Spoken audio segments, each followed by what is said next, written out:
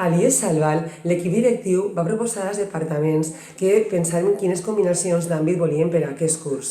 En el meu cas, jo formo part del Departament de Castellà i tant el meu departament com el Departament de Valencià teníem clar que no volíem un àmbit lingüístic, ja que experiències anteriors ens parlaven sempre de diglòssia d'una de les dues llengües.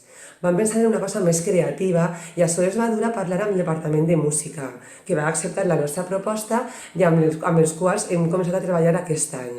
El primer que vam fer va ser plantejar-nos què teníem de comunes les dues assignatures i vam veure que molt més del que creíem. I això ens va fer canviar radicalment el plantejament de les assignatures i crear una nova. No estem parlant ja de castellà més música, sinó que estem parlant d'una sola assignatura amb un nom diferent. Parlem d'expressar-te, i així és com ho veuen els nostres alumnes. A més, tenim la sort de comptar amb el règim de codocència, amb el qual entren dos professors a l'aula quasi totes les hores setmanals.